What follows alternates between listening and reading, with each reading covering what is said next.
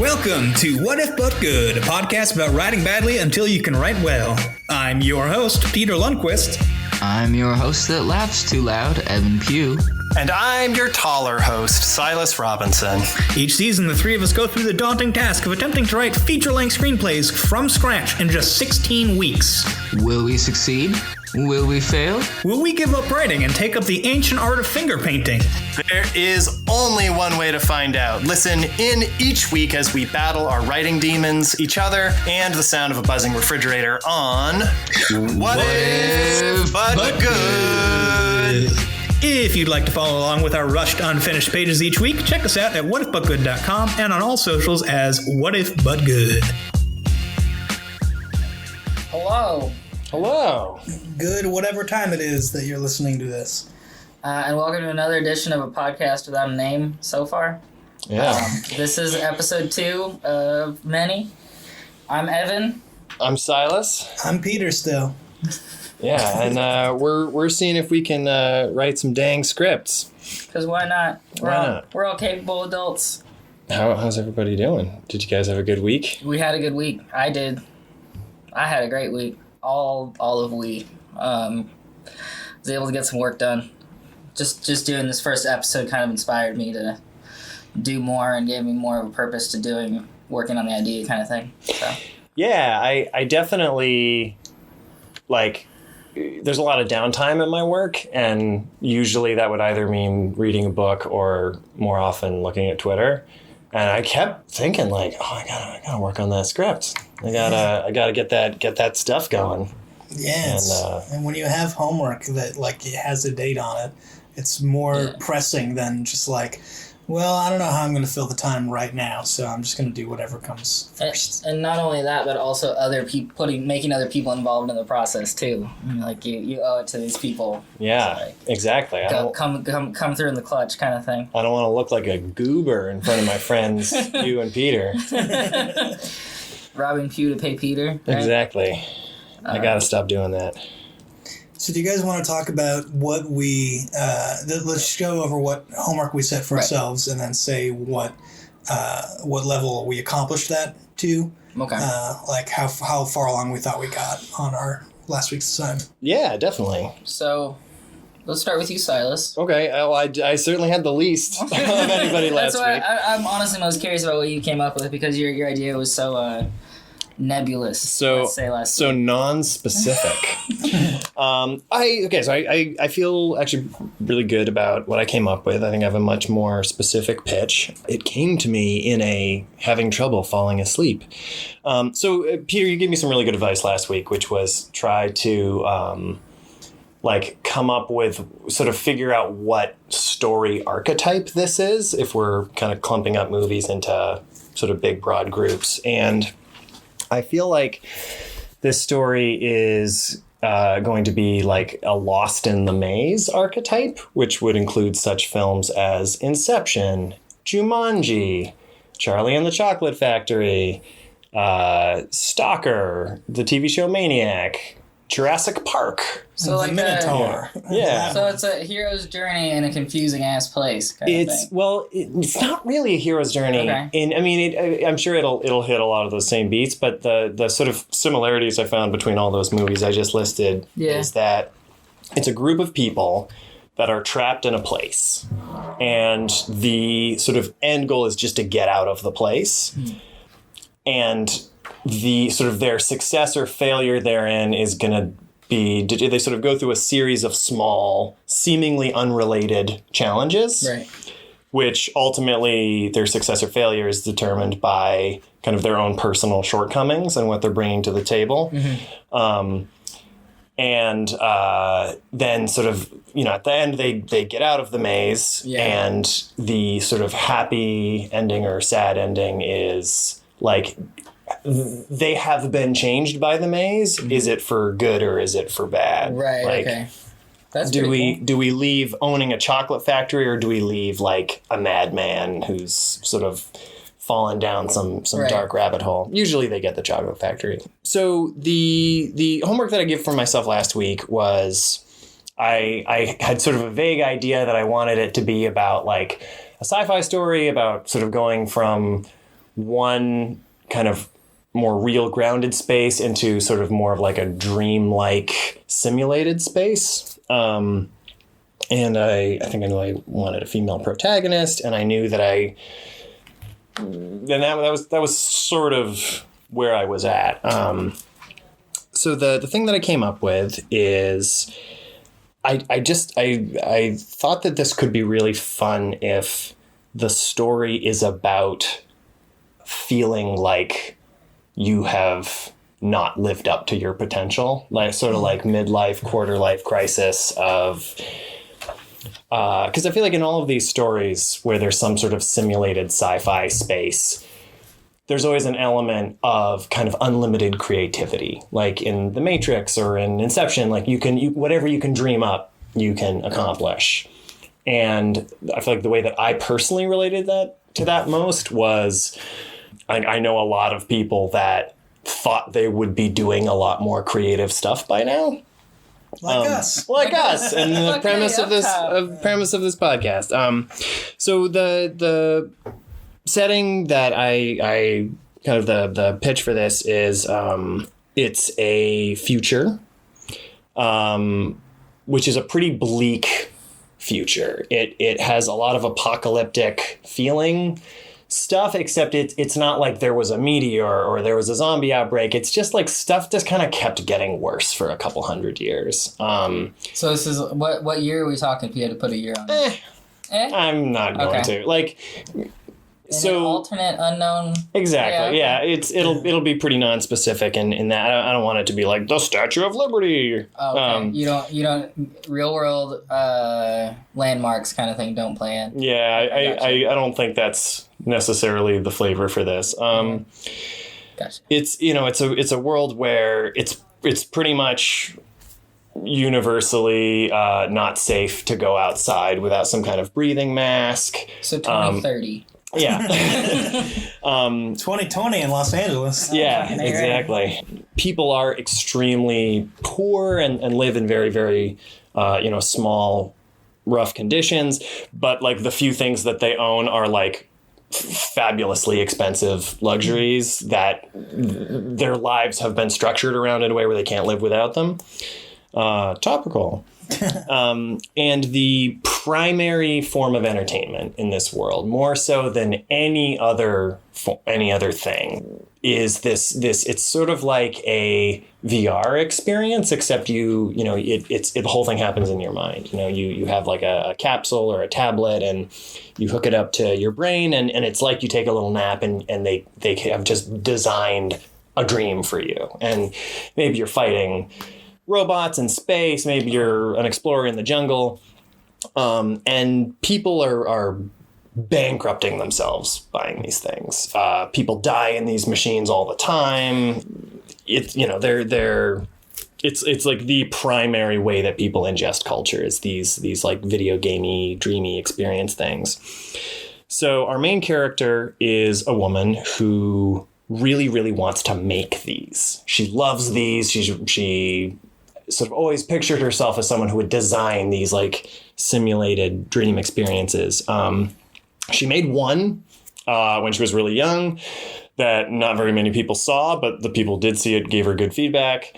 It was her student dream. Exactly. It was her student dream. It was her thesis. And she just hasn't really done anything with it since then. I feel like she works in some factory that produces these, and these things are wildly expensive to make. I feel like her job is like they give her an object like a plant or a coin, and she has to hold it for like an hour and then plug into the dream thing and like think about what it felt like to hold it, and then that gets uploaded, and she just does that all day, like touch objects, so that they can like source those experiences to put them into the thing. And it's like really boring, and it's really dead end job. Human render factory. Yeah, exactly. That sounds so touch object, take nap, repeat for 8 hours. except you don't get any rest. Okay. So without any of the benefits of taking a nap. Yeah. So as you can imagine, she doesn't feel great about this state of affairs when she is contacted in some way by an old friend of hers, somebody who is like kind of a fairly successful entrepreneur / con man. One detail, our protagonist is also making some money on the side by stealing shit, which she feels, cool. she feels really guilty about, not because of the victims of the people, like not because of the victims that she's leaving behind by taking all this stuff. She's stealing from like giant corporations who don't even like it's like a totally victimless crime. She just feels bad because she's like, I'm better than this. Like I should be winning Dream Oscars, man. So she gets contacted by this guy who who met her years and years ago when she did her student dream, and we're gonna come up with a better name for it. But and he's this sort of con man / entrepreneur. I'm sort of thinking like the guy from the Fire Festival, like this guy who's sort of all show and like very little substance. And he's like, hey, I have this really interesting opportunity I think you'd be interested in. A MacGuffin crashed. I'm thinking it's either going to be like a giant robot or a satellite or something like that. Something crashed out in the desert. And it's this gigantic supercomputer with this unbelievably powerful processing, and it's a liquid processor, which is the stuff that the dreams work on. And what's really exciting about it is the giant faceless corporation that lost this thing hasn't found it yet. But he has a good contact who knows where it is. And that's cool because they could try and salvage it for parts or something. But I mean, that would be a really big operation. And if they get caught, blah, blah, blah, blah, blah, it'd be terrible. But he has a buddy who has invented this new piece of technology that hasn't been patented yet. It's this kind of new thing where you can hook yourself up to it. And the idea is that instead of going through this painstaking, slow process of making these dream experiences where you just slowly, bit by bit, get all these objects and you put together this huge thing and it costs like billions and billions of dollars to make. His buddy thinks that he has found a way that if you were able to hook yourself up, you could just be in the space and you could just imagine it. And whatever you imagine would materialize. But the problem is, of course, you can't get a computer with enough processing power to manage this thing until this MacGuffin crashed. So their big plan is they're going to drive out into the desert with a small team of people who have wildly different worldviews and senses of how they define success and what that means for themselves, who all of whom, for one reason or another, have been pushed to do something which is definitely illegal. It's a crack squad of audience archetypes. It is. And they're going to go out to the desert and they're going to find this MacGuffin and they're going to basically take advantage of this new technology. And it would be like if, someone just came up to you and said, I found a way to give you $1 billion budget for a movie that you can just have complete creative control over and no one will know. Like it's this. So they go out, they find the thing, they get hooked up, and as soon as they're, of course we're in Act 1, so there's like some things that don't feel quite right. The guy who invented the technology, how reliable is this guy? Where did you meet this guy? And then, so they get hooked up, they get into the thing, and they kind of quickly figure out two things are wrong. Number one, they do seem to have this kind of unlimited creative power where they can just imagine something and it appears. But they don't really seem to be gods in this world, in that they have to face the consequences of whatever they dream up. And they can't just make stuff go away willy-nilly. And how much control and power that they have over this world seems to kind of come and go with some very fickle whim. Mm-hmm. They are not the masters of this universe in the way that they expected to be. And of course, anyone who has seen any of these movies has already guessed. The other thing is they can't get out.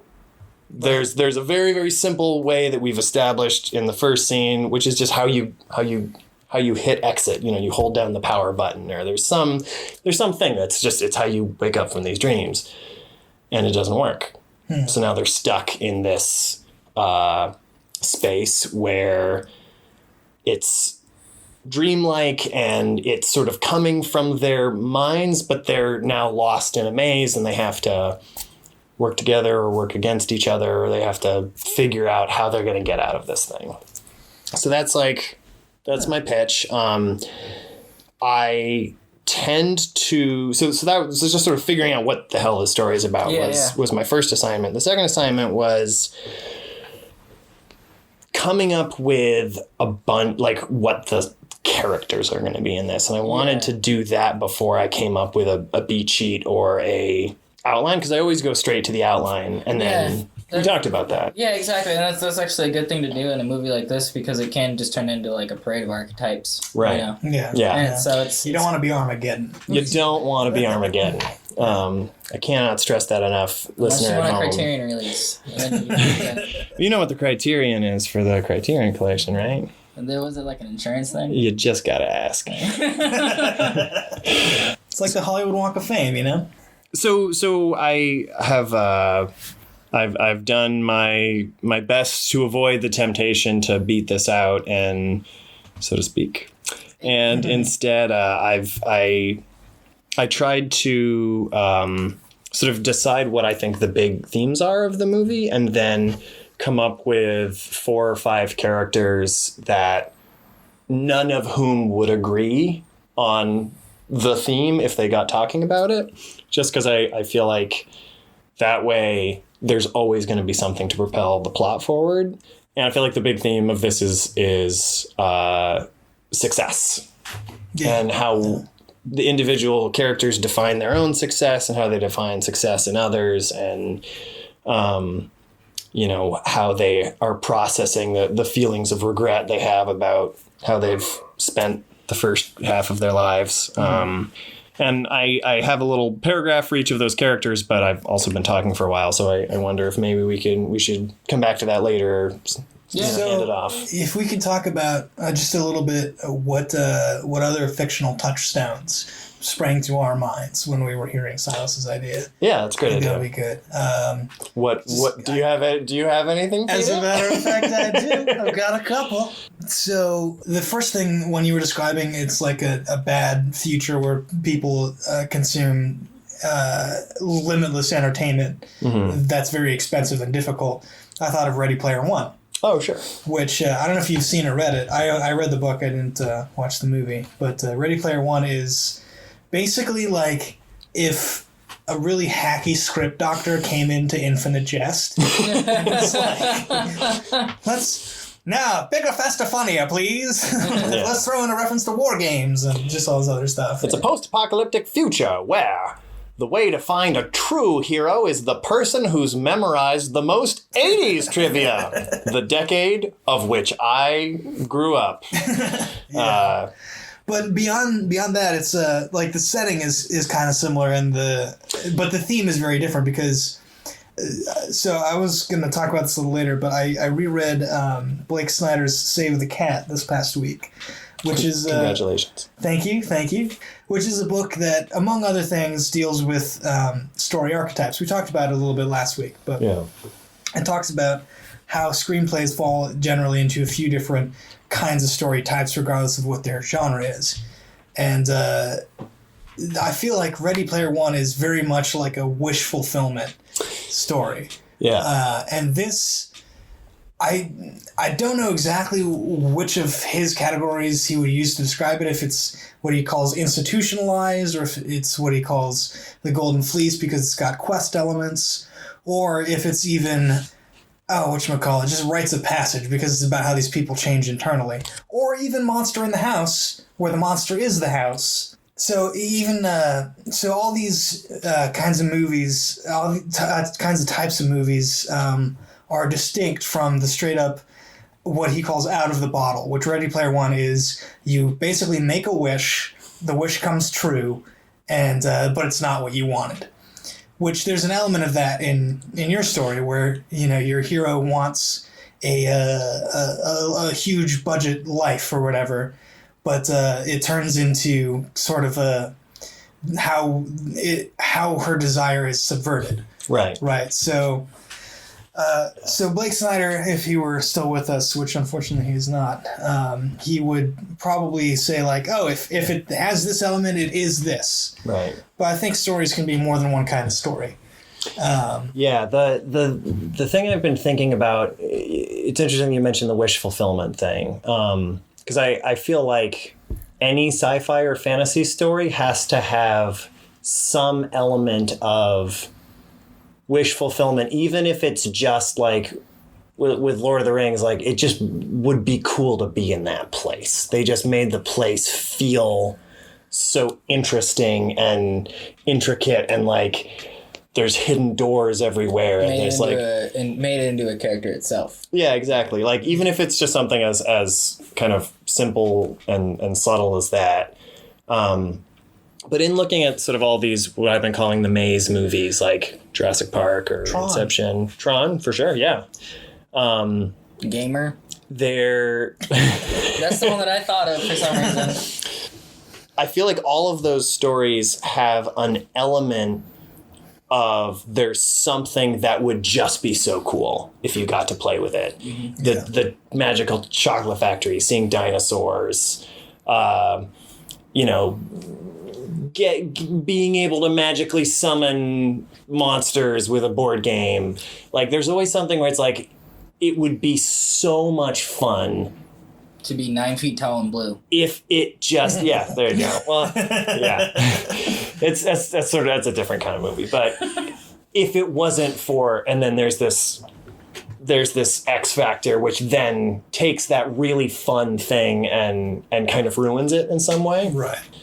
And so I've definitely been trying to think about like how to balance that, because there should be something like the minute they enter the dream space, if I do a good job, whoever's watching or reading should think like, oh, that sounds fun. That sounds cool. And then it should get scary. So basically the fun and games versus the bad guys closing in. Exactly. A couple other quick references I had. One is, I already mentioned Tron, but I think Tron is pretty close to what you're describing. Sure. One other one would be early 2000s, maybe late 90s YA novel that I don't know how many people read it, but it made a big impact on me. It was called Feed by M.T. Anderson. Okay.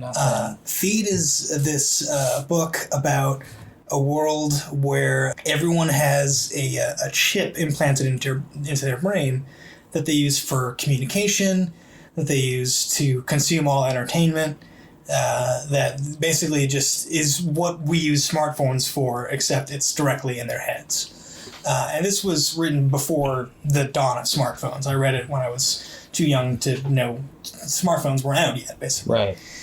Cool. And I remembered having a great first sentence, which was, it was something like this. It was like, we went to the moon to have a good time, but the moon turned out to suck. And it's a book just about all these really cynical, jaded teenagers who kind of have the ability to spawn anything they want in their minds and see it, so to speak. But it's mostly like they have become so passive based on having these wishes fulfilled all the time that they just don't care about anything.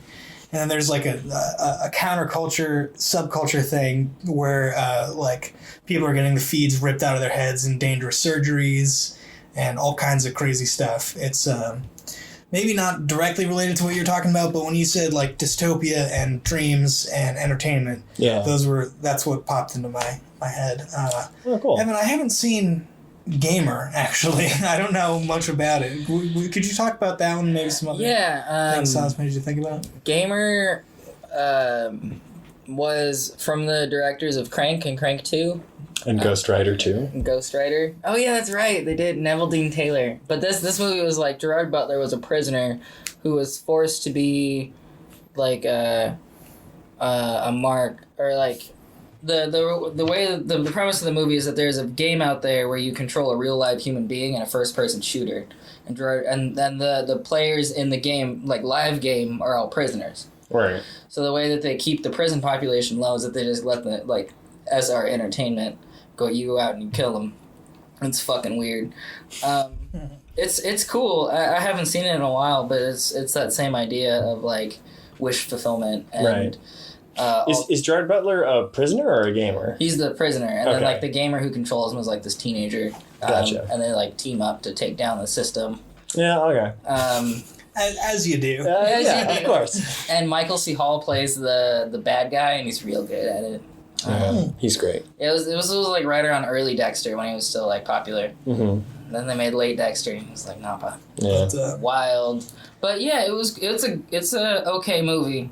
That might hint at some of the same themes. Sure, yeah. But this is an interesting genre to play in because some of the movies are incredibly dope and some of them are really, really shitty. yeah. It's like it seems like it only goes one of two ways. Yeah. And I definitely am like, okay,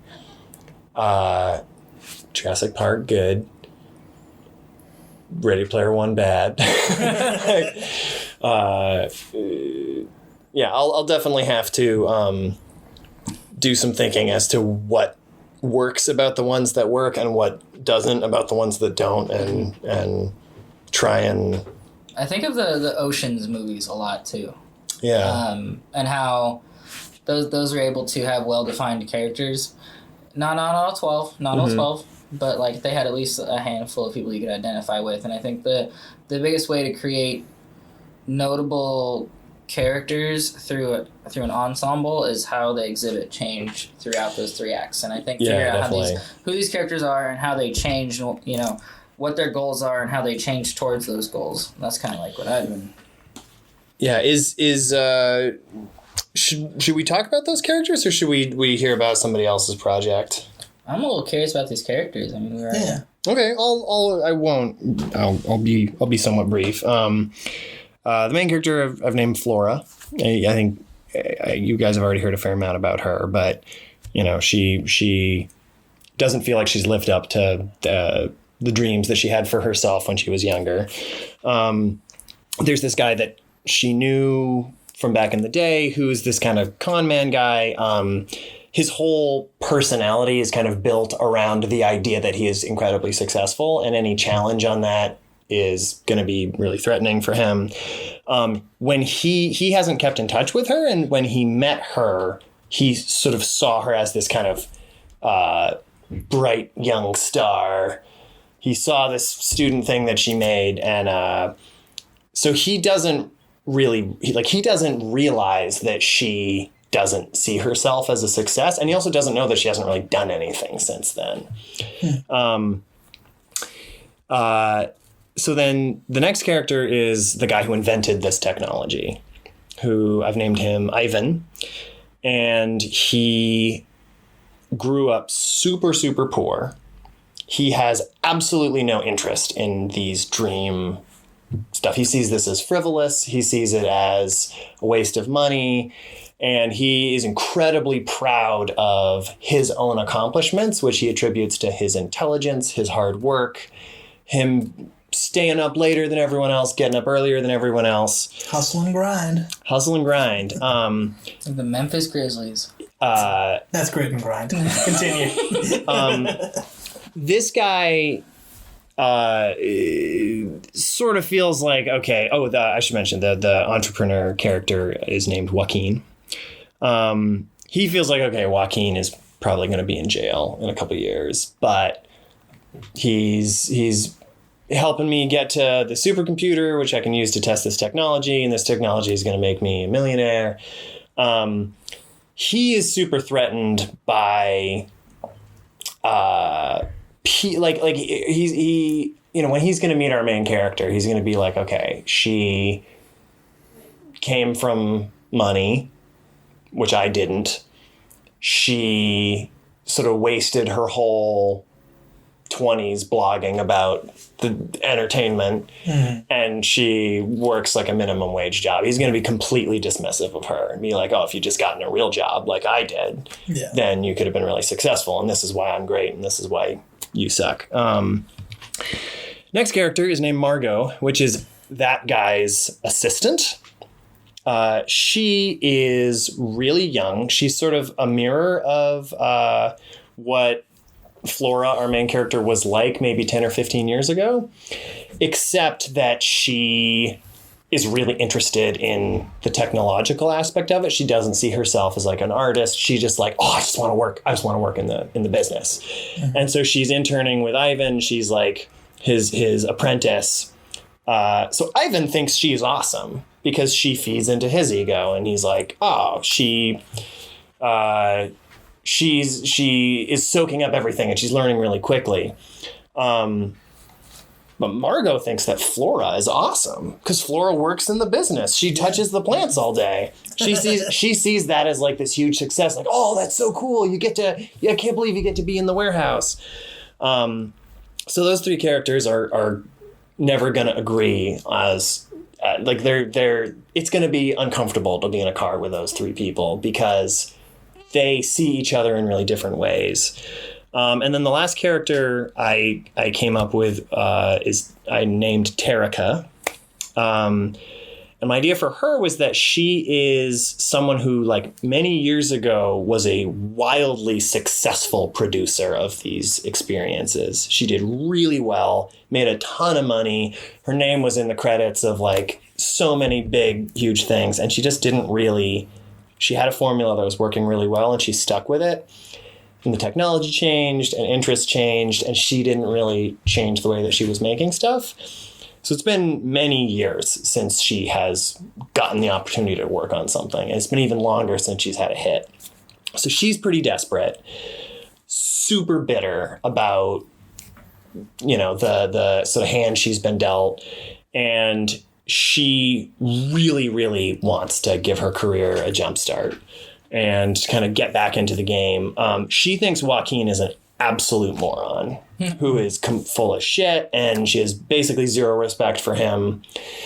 She is incredibly impressed with Ivan, who makes this really reliable technology. He's really smart. He's really hardworking. He's created this stuff which is going to allow them to make this, to produce these things in a way that they never could otherwise. So I sort of, there was a fifth character who I kind of thought about a little bit, but it didn't, nothing about him was sticking in a way that I felt that interested in. So it's like a director who's like the guy that Flora wishes that she had turned into. He's like really creative, and he's had a bunch of hits. And so he's an optional character that you haven't figured out where. Yeah, I'm not quite sure where he would fit in to all of this. And it also just seems like that might be too many characters to develop in an interesting way. But I don't know how these characters are going to interact. I don't know I don't know who's going to die. I don't know who's going to live. I don't know if anyone's going to die. Yeah. I don't really have plans for anybody specifically, but I just wanted to get a bunch of people that all view their own and the other's success in a very different way, in a way where you could choose any random three of them and they would not get along. It would be uncomfortable to be in a car with them because they just have some really basic disagreements. Right, yeah. That's cool. So all these characters are going to be going into... They're all going to be going in. The location scout. Yeah. Roughly this point. Yeah. They're all going to go in. They're all going to enter the MacGuffin. And what happens at the end? Have you figured out the... No, I have... Oh, I've had a lot of ideas. Okay. Because I can't help myself, but I am really, really trying not to commit to any plot yet. Okay. Because I always get super excited about the plot before I know the characters, before I sort of know what it's about. Yeah. And then I get stuck because I'm sort of trying to force a square block into a circular hole. So I'm trying to just not worry about that.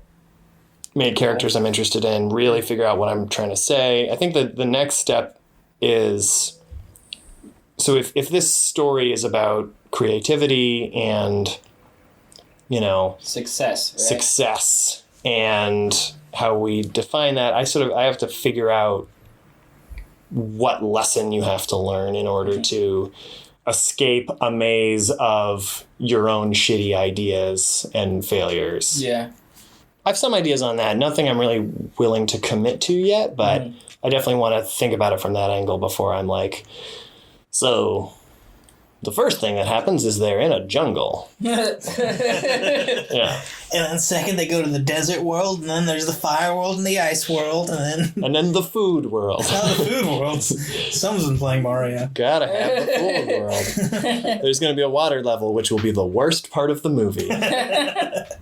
So that's us. Yeah. Sounds like you were able to develop it quite a bit. I am excited about it, which I was not last week. So that's a market improvement. It's true. Good. Yeah. How about you, Pew? Tell me about your project, your romance. My romance. My homework for the week was to develop a beat sheet, and for doing that, I went back and I read a few chapters of Save the Cat, dusted off the old beat sheet template that I had, and then in rereading it, realized that you're only supposed to have like one or two little sentences, nothing too like big. It's just supposed to be the points on it. And so when I had to like realize that I had to boil it down, it took more and more consideration for it.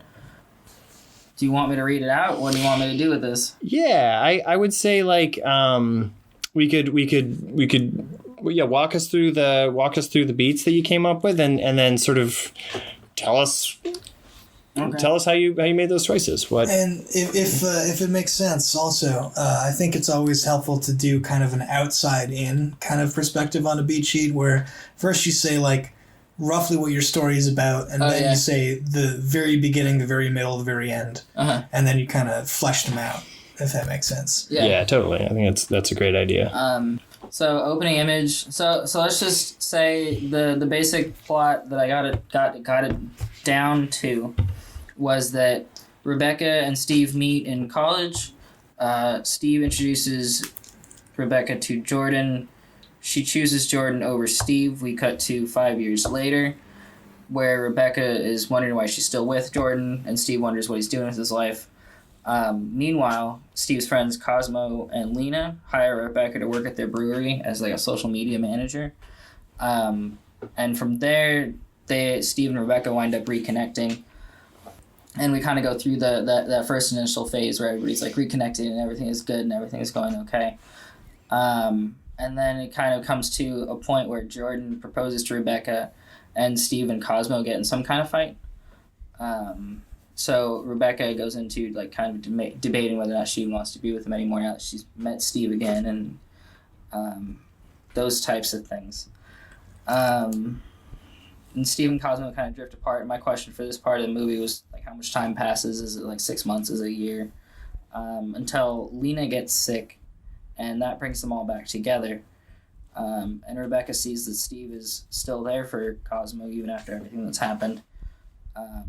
And after Lena gets out of the hospital, Steve and Rebecca are at Lena and Cosmo's house, and Rebecca sits down to the right of Steve on the couch, and she reaches for his hand. Gotcha. That's a that's a great like. I love that the conclusion of the movie is like a mirror. Yeah, well that and that it's just like such a subtle. Like I feel like in my story, it's going to be like, they run from the explosion, the dragon they created. And it's like, she reaches for his hand. Like, he sees her in the mirror. Right. Like, that's cool. I like that. So it's still kind of a little vague right now. I still have character work to do to help kind of flesh it out. And I'm going to start doing the scene cards coming up to sort of get it where it's going. But I want to kind of hear feedback from you guys because you got it in front of you. What do you see, and what do you think what I have so far? So the question that I want to ask you about this is, there's a lot of things that this could be. Yeah. And I feel like the beat sheet isn't revealing too much to me about like tone and like why this romance? And so I think what I'd like to hear from you is, what do you think this story is going to tell us about these people that like it wouldn't communicate if it was about someone else or if it was from a different part of their lives? Like what's special? It's kind of The thing that's special about it is the way in which their lives keep interconnecting and reconnecting, and sort of how the way that this romance and this kind of like love triangle at the center of it changes all 5 of these people's lives and their kind of perspectives on what they're thinking. Because it's I'm still working on figuring out how they change towards their goals. Right. But right now it is kind of like, why this romance? And I wonder why myself too. I mean, I will be honest with you. I'm not sure yet. Okay. That I'm still kind of figuring out the stakes of it, especially since it's kind of a low stakes slice of life kind of idea right now. If I can give you a recommendation of a movie to watch. 12 Years a Slave. It's just, you should just see it. If you haven't, you should see it. No, but you said that this movie is kind of about how, the time passes between these people and how they reconnect and they change and things are different because of how time lines up. Right? Yeah. That kind of thing. One movie that takes this to an extreme is called Sliding Doors. That's a great movie. Yeah, I've heard of it. Is that the one with Gwyneth Paltrow? Yeah. I think it's late 90s, maybe. Yeah, it is. Right in the Shakespeare in Love years. Yes, yeah. And Sliding Doors is a movie that has kind of the same concept where it's just like in Sliding Doors, the difference between 2 versions of Gwyneth Paltrow's life are this girl reaches out her hand on a banister when going down the subway stairs, and because of that, she's late for something. Because she can't get around the girl's arm in the way. Right. So the movie shows 2 stories. One where she made that train and got that job interview or met that guy or whatever, and one where she didn't. And the one where she didn't gets pretty bleak. It gets dark. Yeah. Sliding Doors, I think, is a gimmick that only really works once because everyone will remember it as like, oh, you're doing Sliding Doors. Yeah. But hey, Rashomon was able to overcome the same problem. Jet Li's Hero was a very similar movie to Rashomon, and every review said it, and I still went and saw it in the theater, and I thought it was great because they flew around and they attacked each other with swords. My favorite phenomenon of filmmaker syndrome is when people are clearly not totally happy with the script they wrote, and in interviews they're like, we're going for a Rashomon thing. Which is like, I feel like just a quick way of saying like, I don't know if I like all these characters, and I'm telling you that it's okay if you don't. The reason I bring up Sliding Doors is because Sliding Doors has a very obvious way of showing what the stakes are all of the time. Where in your beat sheet as it exists right now, it's like, okay, there you got your all is lost moment with Whiff of Death, but the all is lost isn't anything to do with our main characters. Well, it is, because it's Rebecca's best friend, and right, but it's not their lives; it's their friend's life. Right, but it's not. I'm just I know, I'm trying to figure out how to explain that, like, it's not always the main characters that catalyze the story. Right. That it's kind of like when it's the reason that it's Lena that gets sick is because that's what brings Steve and Cosmo back together, and it's also what brings Rebecca into the room with them again. Right. Okay. That it has to be Lena that gets sick. It can't be Steve or Rebecca, because then it's like. So, I guess the structural pedant in me is crying out, but I need to accept that you're doing something different with your movie than I would do with my movie. But what I'm thinking here is that the protagonists, I think, need to. One thing just in general in the speech sheet as it is now is I feel like it would service your story better if they led more of the action. Right. They do things because they want specific things. Right. And the plot doesn't just happen to them, they cause the plot, you know? And unexpected things like, you know, a mentor dying, which happens in every movie I've ever seen, in the All Is Lost moment. Those are great, but not actually when they die. That's very sad usually. But I loved it when Obi-Wan. My favorite scene. It's actually a good scene. It's a very good scene. But right. It's good to have those moments that cause them to react and lead the plot forward. Mm-hmm.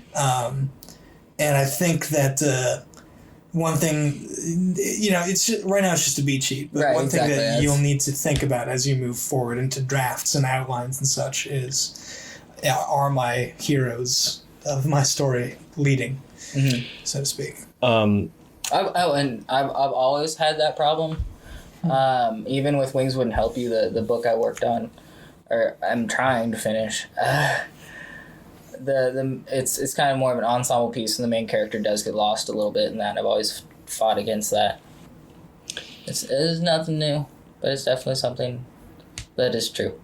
So kind of jumping off of what Peter was talking about with the kind of solidifying like what force is pushing the story forward, and then jumping onto something that you said when you were going through the beat sheet, which you had a question about how much time should pass. Yeah.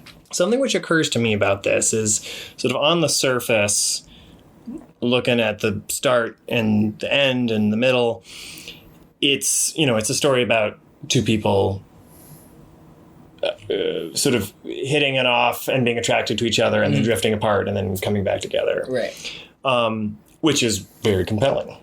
I feel like there could be something interesting with this particular story, with the fact that they start out very young and a lot of time passes in the movie.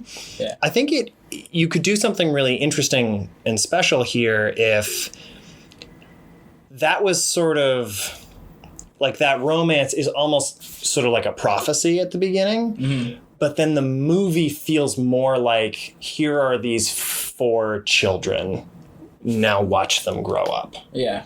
And if the protein of the movie was like, see them figure out what kind of adults they want to be, and see like 5 years, 10 years pass. Yeah.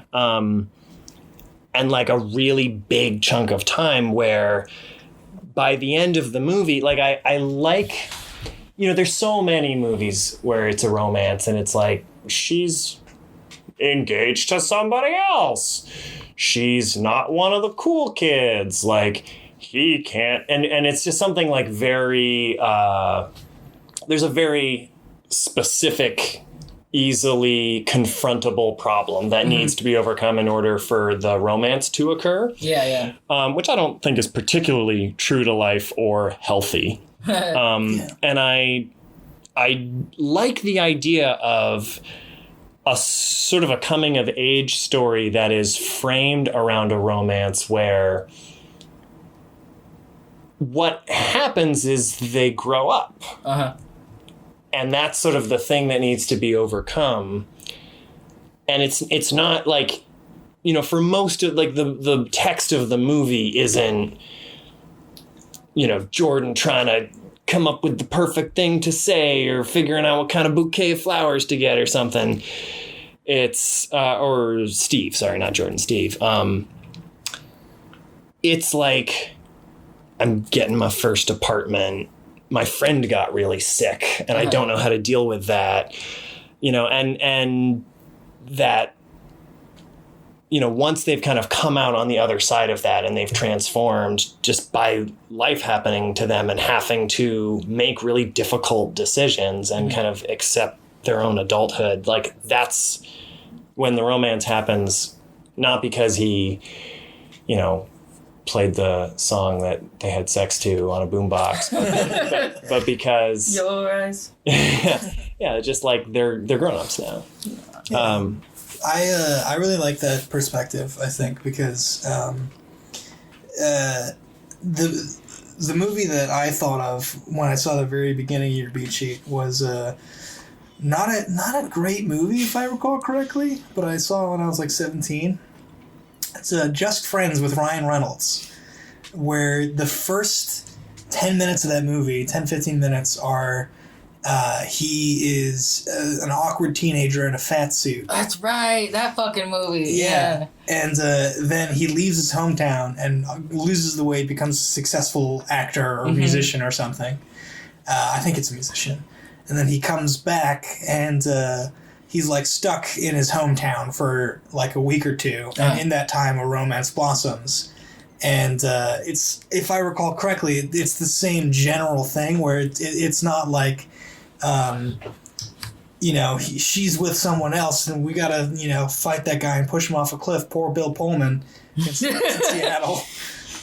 He doesn't get pushed off a cliff in that movie, but he might as well emotionally. But it's this thing where it's like, okay, now that you've become a better person over the course of the movie, now it's like we're old enough to accept each other and see that we have this spark. Yeah, and that's kind of the thing, is that it's like when you're young and there's no spark, it's like, you're always looking for that, especially in college relationships, I feel like.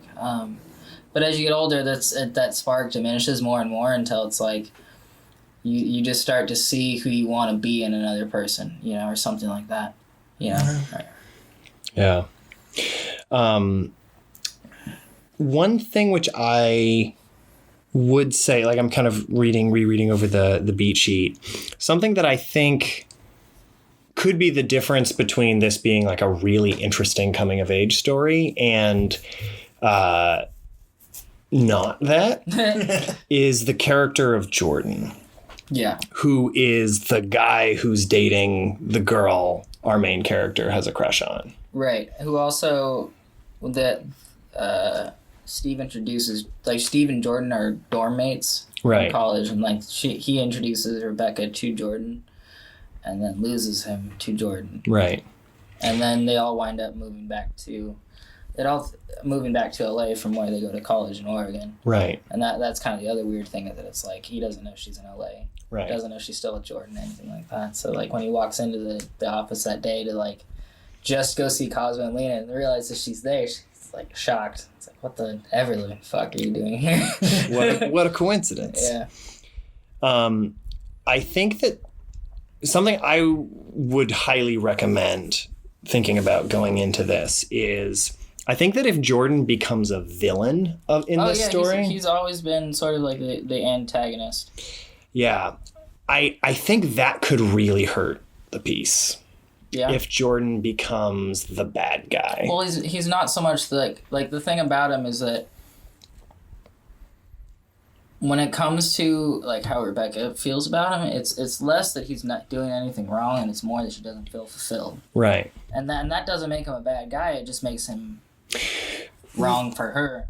Exactly. And so I feel like I've seen a lot of movies that involve romance where they vilify. Yeah, it's like... You have Pierce Brosnan and fucking Mrs. Doubtfire. Yeah. It's just like, oh, this awful, irredeemable person is with the girl that our guy should be with, whom she is engaged to for some reason. And so this is a little weird, but there's two movies I can think of that I think did a really good job at nailing that dynamic, where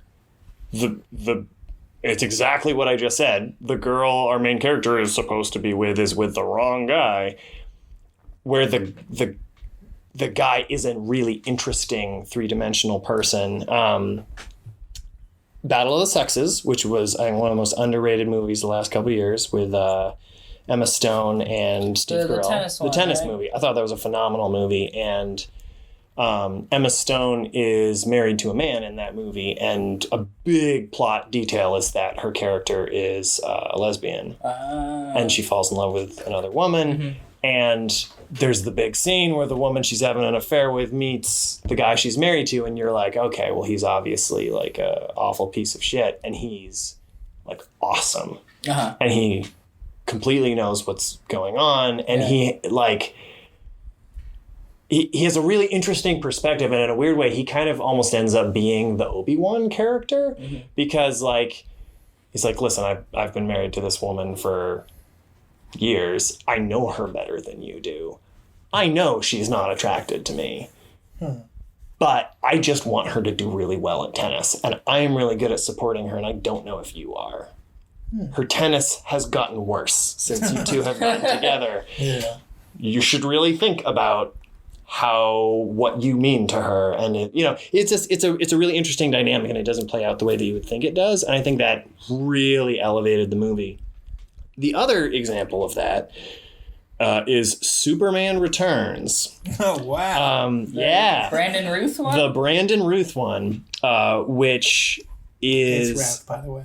I think. Oh, it's Ralph. Ralph. Okay. Rhymes with South. Okay, Brandon Ralph. We're going to have to find that out because I remember that from 12 years ago, and I don't know if it's still true. We'll have to find that out.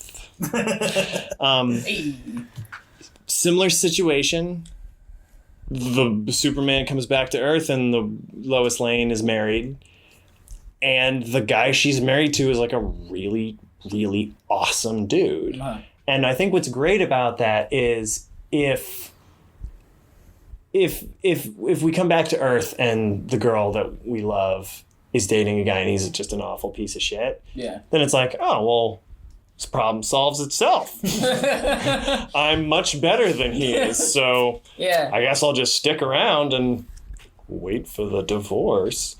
But if the guy is like a good person who has like an interesting perspective and like isn't a villain, is just another character in the movie, I think that can really add an interesting dimension to stories like this that wouldn't be there otherwise.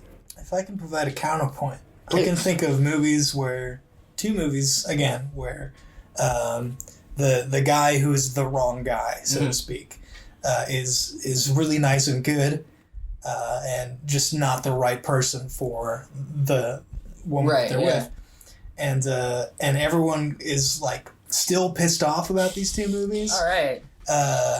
Because they didn't really provide any reason for her to go with the guy that she goes with. Right. And one of them is obviously Bill Pullman's Sleepless in Seattle. He does nothing wrong in that whole movie. Okay. And he doesn't do the thing where he's like super supportive when she's like, I'm sorry, I'm going to go run off with Tom Hanks, who I've met once or never or whatever it is. He's just like, we're engaged. Oh, what's wrong with you? And it's just like, oh, like, I thought you loved me and you've said it all these times and what the hell? Like, and people are still like, why did she leave Bill Pullman? Yeah. Bill Pullman was a good fella.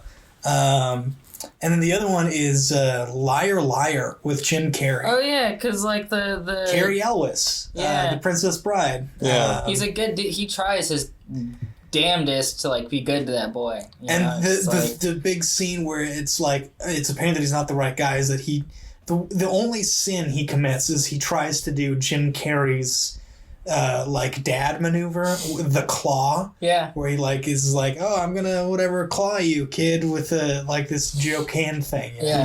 And it's like, oh, you're trying to take the place of Jim Carrey, but you're a significantly better person than Jim Carrey's character in that movie. So, like, why do we root for Jim Carrey? Because we root for Jim Carrey because we've seen him change. Right. And we've known that he's gotten better and he's had to put a lot of effort into becoming better.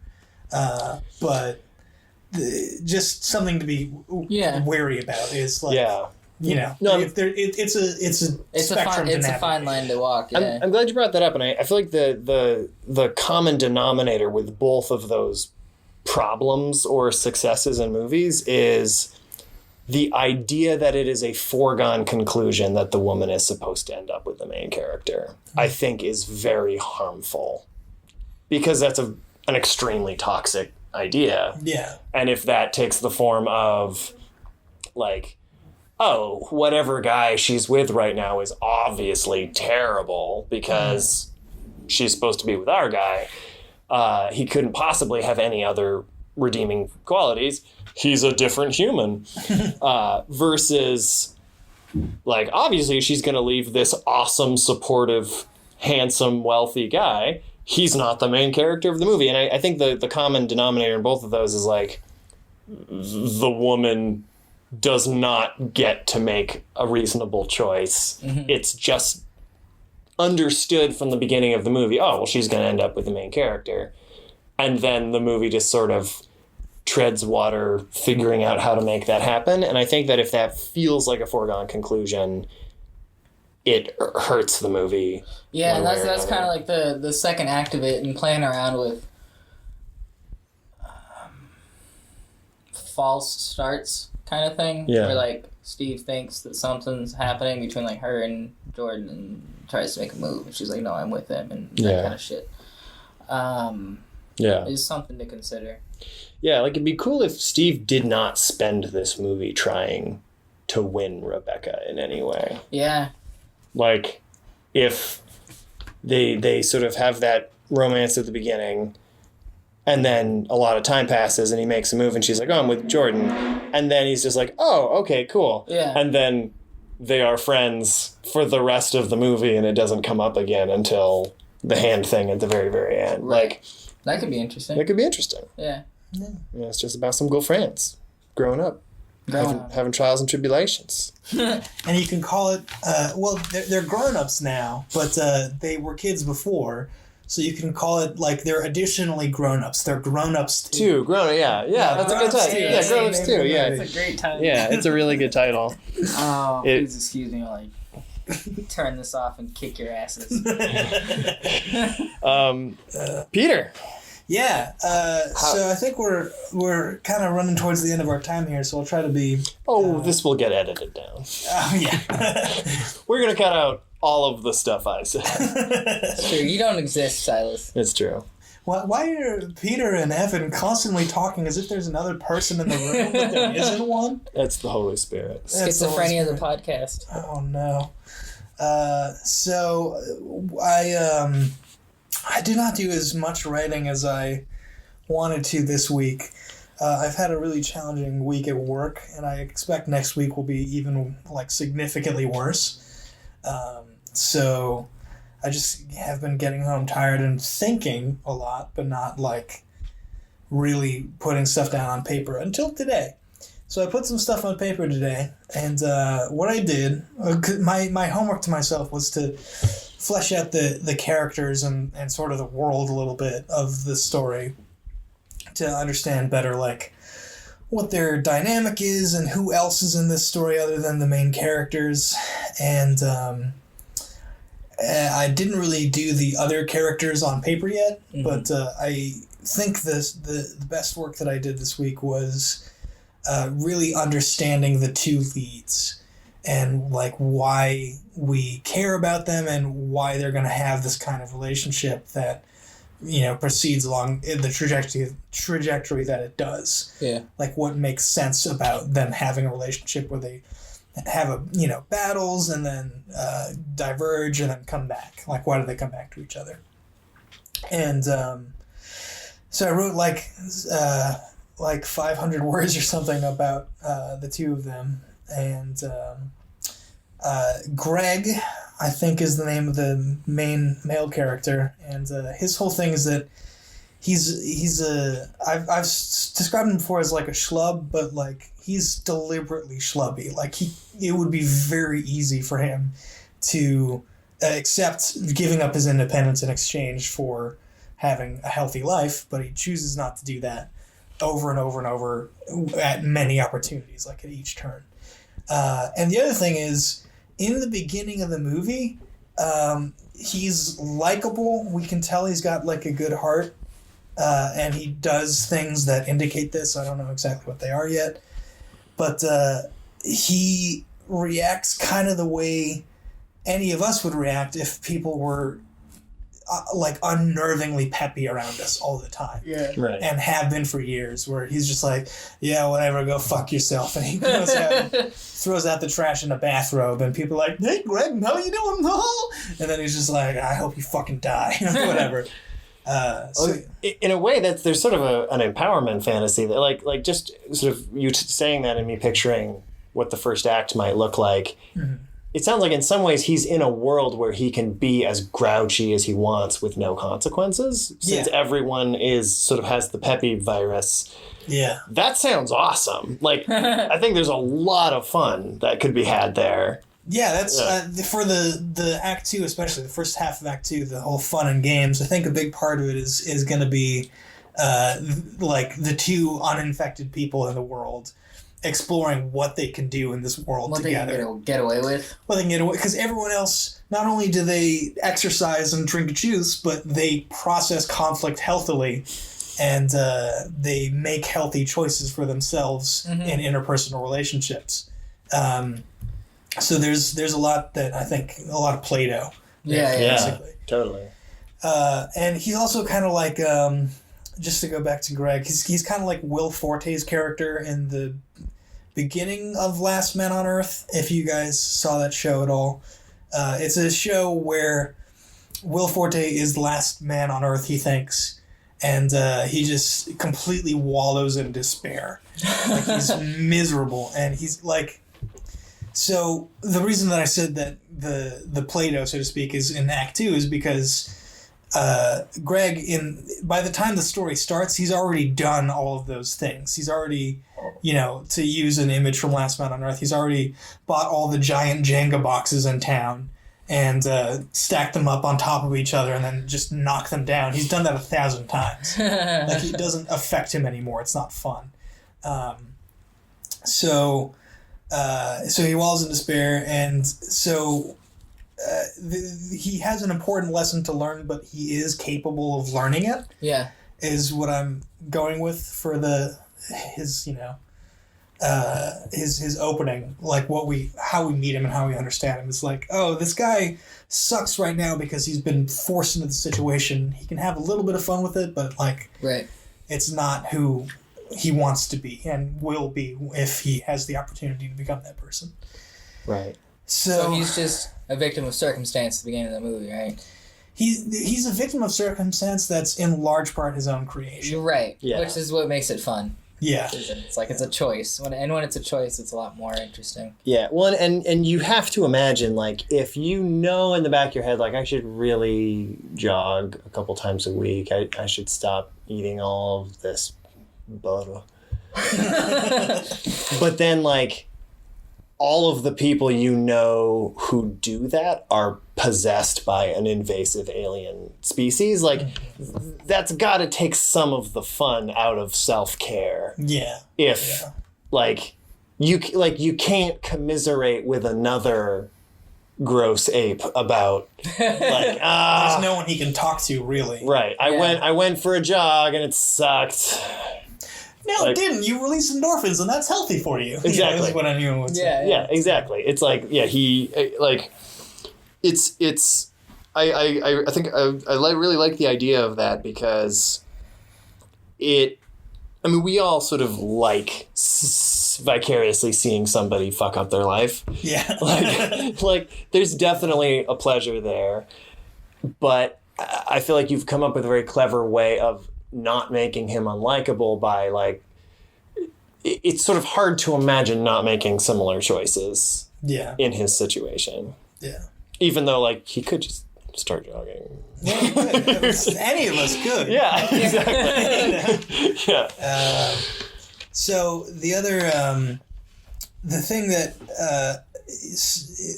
I was trying to make him as far away from his endpoint as I could get without making him unlikable. So just try to make him, like, distinctly this way, and then he changes over the course of the movie. And the thing that happens to him in Act 2 basically is, if you've ever been single for a long time and then gotten into a relationship, like, you don't handle it well. Like, at first it's just like, please like me, Yeah. And I don't want to fuck this up. How do I not fuck this up?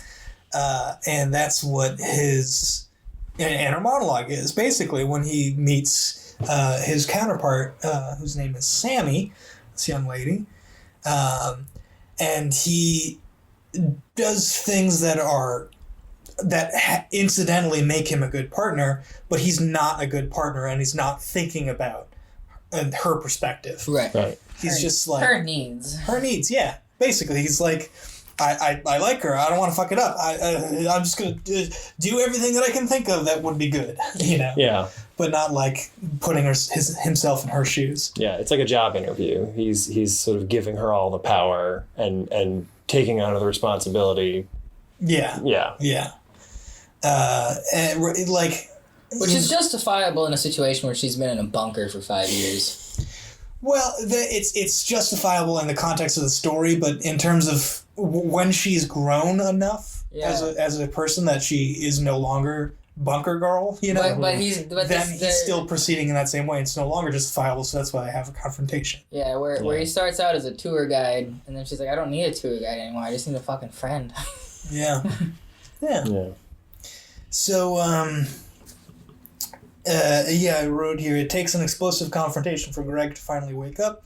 He doesn't realize how selfish he's being until it's too late and he's lost her.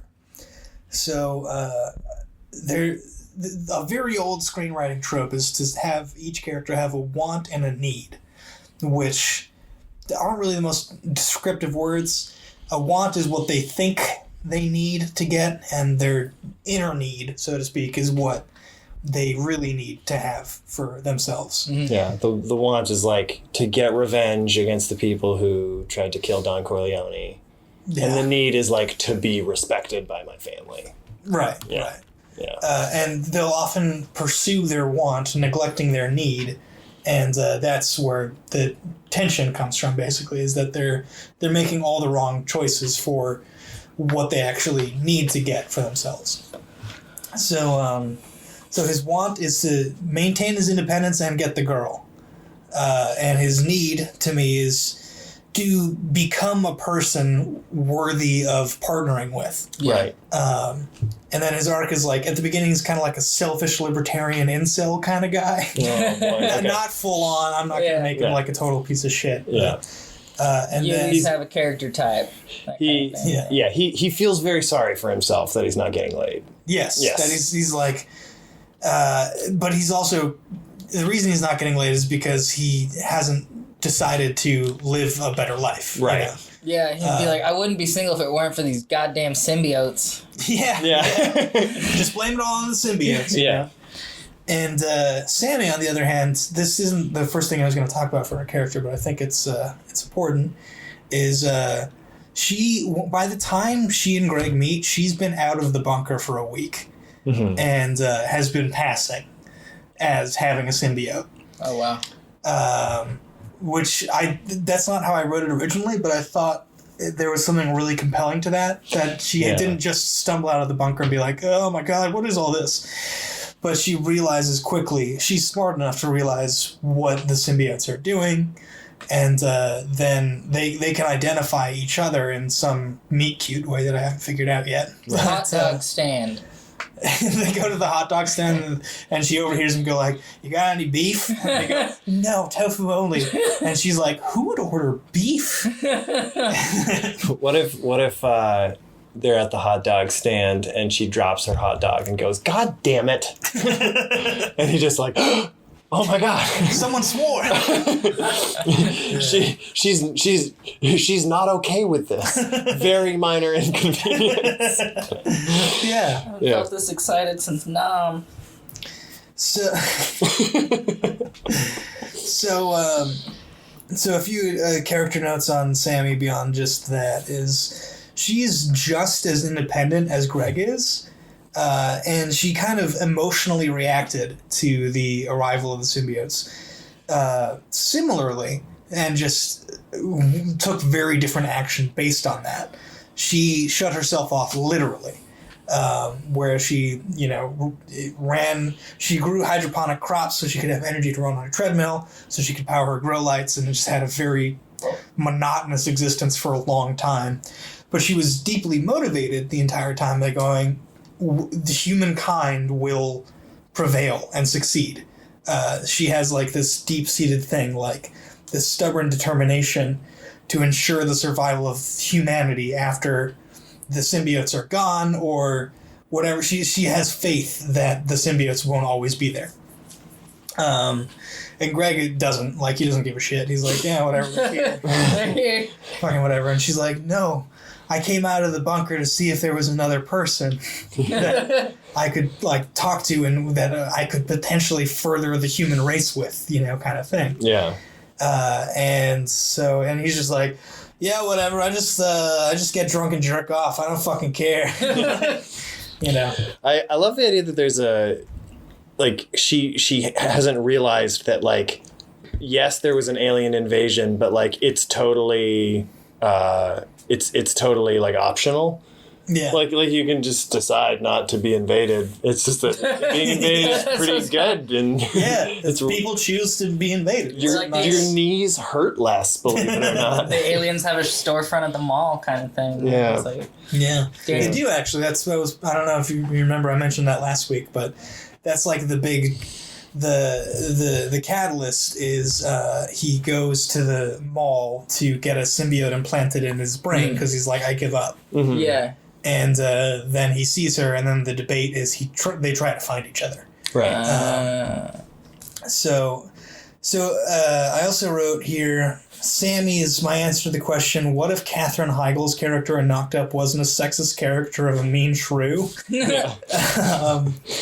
And so a few character references for going back to Last Man on Earth, Kristen Schaal has the same kind of thing where she has this intense desire. Will Forte is not the only character in Last Man on Earth, despite the title of the show. Mm-hmm. Kristen Schaal has this intense desire for a better world. She believes the world can be better and that it's possible for me to save it. Right. So she's got that. She's got a little bit of Kimmy Schmidt, where she has this, not like this boundless optimism, but like this kind of result of like a scarring of living in a bunker kind of thing. Right. She is sort of, one of her defense mechanisms is being very optimistic and sort of unrelentingly so. Not in like a perky way. Right. But just like we have to do this. This is how we will survive. You know? Yeah. Hey Hulk, it's me, Macho Man Randy Savage. Oh wow. Yeah. And it's a great show. Kimmy Schmidt's a really good show. The final character reference is I can't remember. Tahani, I think is her name. Oh yeah, The Good Place. Yeah, great character. Jamila Jamil's character, where The one who's married to the silent man? yeah, Yes. Okay. I know enough about that show to know that. yeah, and Tahani has this very misguided belief that kind of puts her into this place where she has a long journey as well. Sammy does have the same kind of journey as Greg in terms of distance, even if not in terms of what their changes are. Where she's got this belief that good actions without necessarily good motivations make you good. Mm-hmm. So Sammy is like, I'm doing good things. I'm a vegan, and I am working to preserve humanity. So what I do necessarily must be good, even if I'm doing it for whatever fucked up thing I have inside myself. Right. And so, like, her whole thing is generally just like, I can do no wrong because my mission is correct. Right. Yeah. Yeah.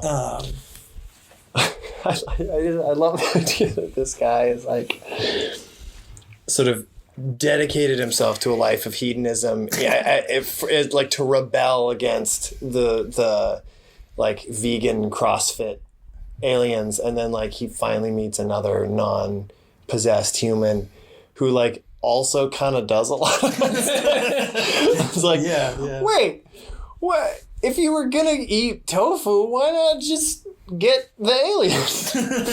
I love that. I think that's a really, really fun dynamic. Yeah. And sort of her want is to also to maintain her independence, but to save the world, more or less. And her need is the same thing as Greg, to become someone worthy of being partnered with. Yeah. Because she's got a lot of fucked up stuff inside of her that she needs to get sorted out before she can, move on. Yeah. So those are my two character dynamics that I worked out. I still need to figure out, like, what Greg does for a living and what his coworkers do and how he interacts with those people and other people in his life. Because he still is going to have like a job. Yeah. Well, I don't think he necessarily needs a job in this world where it's just like, but it's expected of him to still contribute to society, and he's so stubborn about it that he's like, no, I'm not quitting. I don't give a fuck that everyone's better than me. Like, and then they're like, well, if that will help you do what you need to do for this job, then please, we understand you don't have a symbiote, so it's okay. But and everyone just handles it, very carefully. So he has a job that he probably shows up to 3 or 4 days a week, I think, and. Yeah, so those are my two characters. I'm glad that I got to know them a little better, so to speak. Yeah. Because before it was just like, all right, he's a fiercely independent schlub is what he is in my logline, and she was just like some broad from a bunker. I don't know. That's white man screenwriting 101 right there. Mm-hmm. Clearly define the man, the woman as a caricature. Well, because the man, like, to me, is like the character that I instinctively understand. Right, yeah. You know? And I need to try to figure out who Sammy is because she's nothing like me personally. But so my one question that I had was, why doesn't she get the symbiote? Like, what does she dabble with the idea of getting one, or does she not see the need for it? Why doesn't she just go through with it if she's like, it's not going to change my life, but it'll integrate me into society, Because to her, so she locked herself up in this bunker right when the invasion happened. So she doesn't know how they invaded, right? She just knows that they came, but she doesn't know what this world is going to be like. Well, no, let me explain it. So, like, does she have a window? No. She doesn't have a window. She doesn't have TV. She just figured 5 years is a good time frame. Periscope? Yeah, maybe a periscope. Pigeon. That pokes up from like a sewer hole. A talking pigeon is her friend. Sings little songs. Yeah. But yeah, that's so I think she, like, to her, there's no question that she would never get a symbiote. She's just like, no, it's wrong. It goes against my beliefs as a person. It's like the whole Matrix thing, where the movie never really addresses the fact that life is definitely better in the Matrix. Yeah. But it's just like, well, yeah, but it's fake. Yeah, like the red pill, blue pill scene. Yeah. It's like she's someone who would not hesitate to take the red pill every time. Mm-hmm. Even though she's like, what's going to happen is going to be worse, but it's the only thing that I can stomach ideologically. Right. Yeah, and I think the Matrix, there's an interesting version of the Matrix where, like, everyone just takes the blue pill, and it's like just Morpheus by himself going like, but but we have Gruel. Yeah, exactly. Like I think that's a compelling idea that it's like. That's why would you take the red pill? That's what makes, like, what was it, Cypher? Yeah. His decision to go back into the Matrix makes so much sense. Oh, yeah. It's like, I've been to the mountaintop. I know that we're batteries, and I just want that life back, please. Yeah. Yeah. So I don't want to cut you off. I'm done. Are you okay? It's all good. So a couple things to I guess first of all, like what do people want to accomplish by next week? So I know, like, roughly what the events are of my story. I don't really know what their order is yet. Mm-hmm.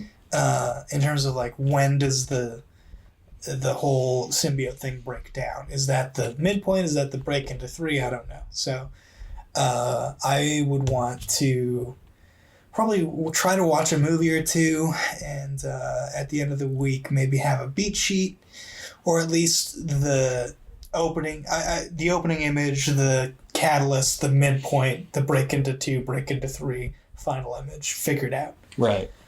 Even if I don't have, like, exactly what the debate or the B story or the bad guys close in on, but the skeletons of the beat sheet. Gotcha. What about you, Evan? Well, first of all, I know what would be next with my process, but I want to find out from you guys what you think I should do next, just out of curiosity, to help develop my idea. Like, I just want to put that out there because I know what I want to do next, but I don't know if there's maybe a different route that I'm not considering. Well, let's hear what you would instinctively do first. I want to finish off the character sheets and start doing the scene note cards. Right. Yeah.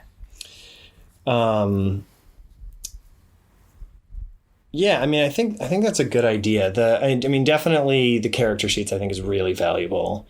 I know that's something that you really excel at, and it's something that gets you really excited for the piece that you're working on. I think a lot of the stuff that I jumped ahead of myself when I did this beat sheet. Like, I don't really know the characters still yet, which is weird for me.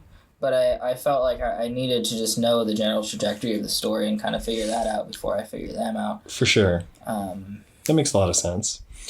One thing that I think what I'm going to be working on, and you could do this or not, or I don't think there's really any correct order to do these things in, but I know that for me the big thing that I want to figure out before I get into the guts is, like, if someone was going to write a video essay about this movie, like, what would the title of that be? Like, what's the big idea that I am trying to serve in 2 hours or 90 minutes or whatever it ends up being? And I think that for me, I want to have something that feels really concrete and like a mission statement that feels really locked into my head that, you wouldn't necessarily need to get to enjoy the movie, but that, like, someone who was really into it would be like, well, you know what this movie's really about. So I think that's what I want really, really locked in before I get much further in development. Mm-hmm. And we've certainly talked about some of that stuff, but a lot of it was just me and Peter throwing out ideas for, like, this seems interesting, that seems interesting. Yeah. And I think that maybe, like, coming up with something really specific and concrete of, like, that's what we're here to do with these four people. Okay. I think a good goal would be to do the character sheets for sure. Yeah. Knock those out, get those down, get these characters more understood. And in that, maybe do a second draft of the beat sheet or something. Yeah. To accommodate the changes to the story that will probably occur. Right. Yeah. That's what I was going to recommend, was a second draft of the beat sheet and character sheets. One thing, I don't know if this is in the template you use for your character sheets, but one thing that I think would be valuable would be just to point out how each major event, especially the midpoint, and the break into 2 and break into 3, how those things affect your characters. Mm-hmm. And what your characters do as a result of... Yeah, something new I've been trying is doing, for each act, assigning an emotional adjective to it. Mm. It's like Act 1, hopeless, Act 2, Act Act 3, Z, those 3 things. And how they kind of correlate. And that was just... And then I looked up emotional adjectives on... Google, and it was all like how to get your kids to talk about their feelings, and like it was like emotionally abused children, like, charts and shit. And that was weird. How do you get your kids to talk about their feelings? You teach them words like keen, or you buy them keens. But yeah, okay, cool. Do that. What about you, Peter? What are your... I know you've got a rough week coming up. Yeah, probably just, again, the skeleton of the beat sheet would be what I would try to focus on. Then, I think there's a good chance that I'll have time to, if I'm doing the skeleton anyway, that I'll figure out what each of the beats out of the so-called Blake Snyder beat sheet is, what the 15 story beats are, but I'm not going to go into the 40 scenes or whatever that is think so. I think for me right now, I've proved that this idea can hold water. Now I just need to see what that water tastes like.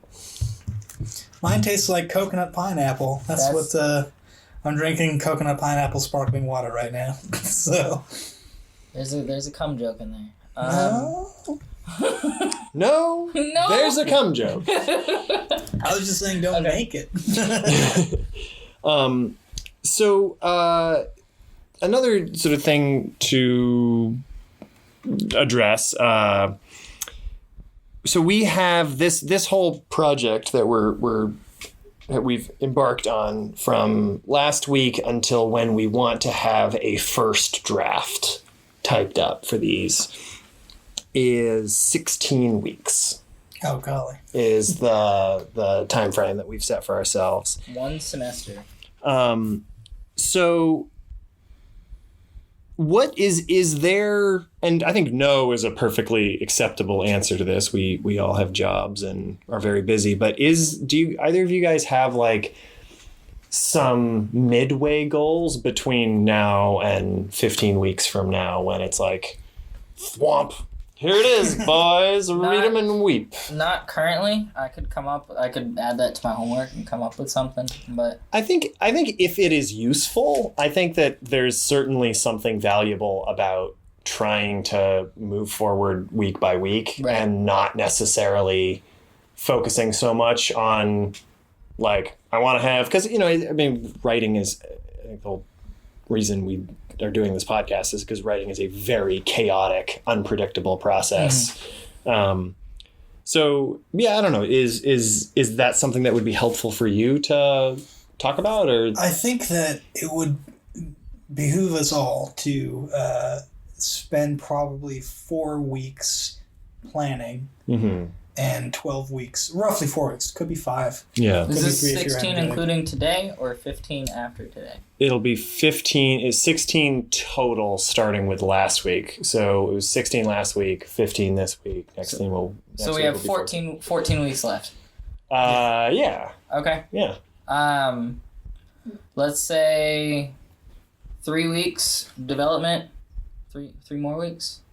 No. After this, I'd say 2 more. 2 more at least. So 4 total. Yeah, because in my like mental timeline, it's like character sheets and first half of the board this week, and then next week is like second half of the board and nailing everything down, and then writing it. Yeah. But I feel like I'd be prepared to write it within the next like 3 weeks. Yeah. But not tomorrow. Yeah. Yeah. Who's gonna write it all tomorrow? I think that 4 weeks of planning and 12 of writing seems like a really good goal. Certainly not my normal pace, but that's why we're here, isn't it? One other thing I wanted to bring up, I think this is the last thing that I have in my head.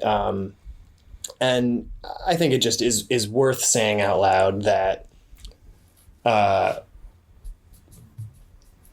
so much of writing is working through the bad ideas so you can get to the good ideas.